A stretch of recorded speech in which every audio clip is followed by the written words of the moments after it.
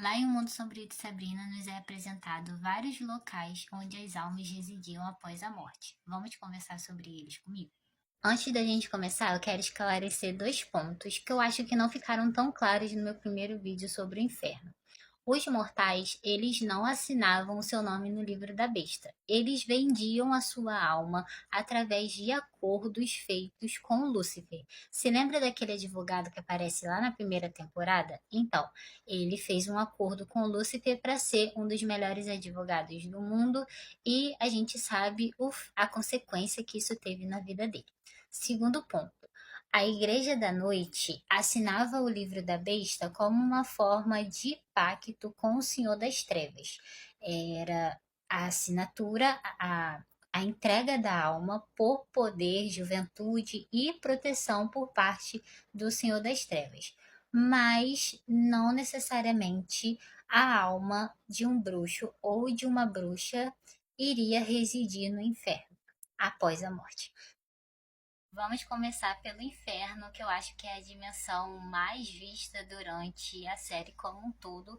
E a gente já sabe que almas de mortais e de bruxos e bruxas iam para lá após a morte. E a única diferença é que as bruxas e os bruxos não ficavam queimando no fogo do inferno, elas continuavam, né, sendo servos de Lúcifer mesmo no inferno, a não ser as bruxas que traíram o seu clã, traíram o Senhor das Trevas, e aí essas sim recebiam punição e elas ficavam ardendo no fogo do inferno, literalmente.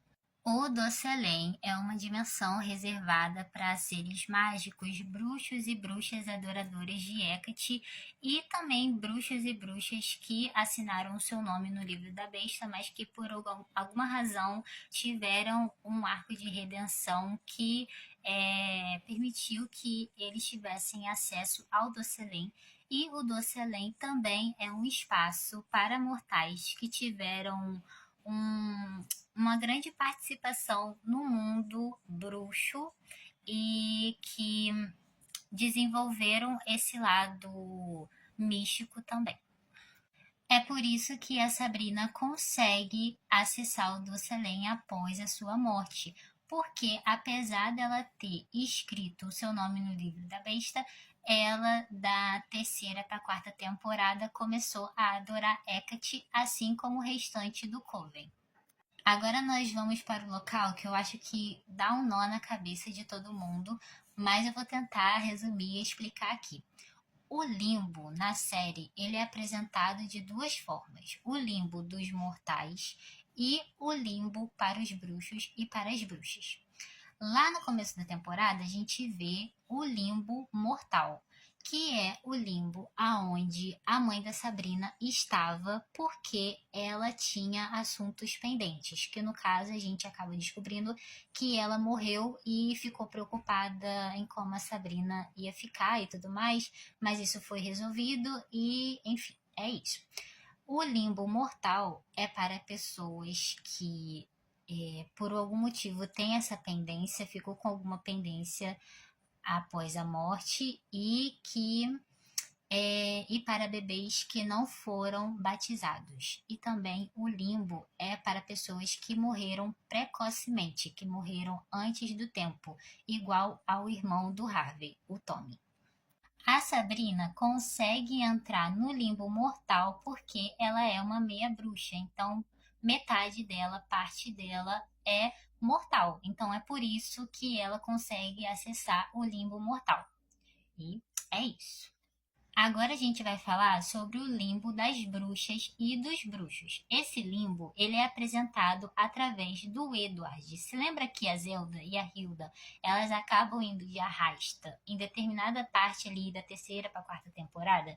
Então, elas acabam encontrando o Edward nesse limbo e é o Edward que guia elas por esse limbo para que elas descobrissem, acessassem o poder de Hecate. E é isso. Agora a gente vai falar sobre o Edward e sobre a mãe da Sabrina, a Diana, porque eu acho que é aqui também que tem uma certa confusão, mas tudo bem. O limbo foi um local de transição tanto para o Edward, tanto para a mãe da Sabrina, a Diana.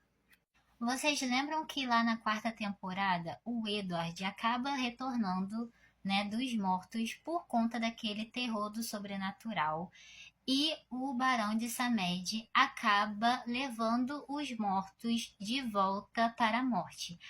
No período que o Edward estava morto, ele estava lá naquele limbo das bruxas. E ele retorna, tem toda aquela cena horrível dele com a Sabrina e tudo mais. Enfim, a gente não sabe, não é dito na série para onde que o Barão de Samed levou o Edward. Se ele retornou para o limbo ou se ele fez a passagem para o inferno ou pro Docelém. Eu acredito que ele tenha ido pro inferno, né, gente? Porque esse personagem é uma coisa.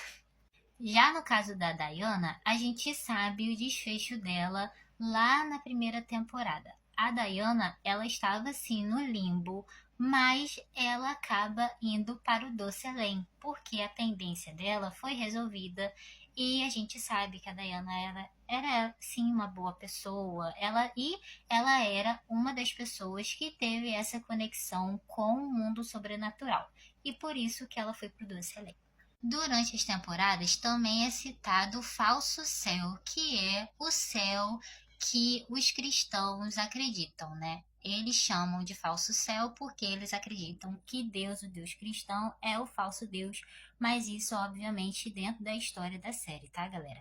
E é dito que nesse falso céu é para onde vão as pessoas que são batizadas, as pessoas cristãs que são batizadas, que acreditam em Jesus, em Deus, etc.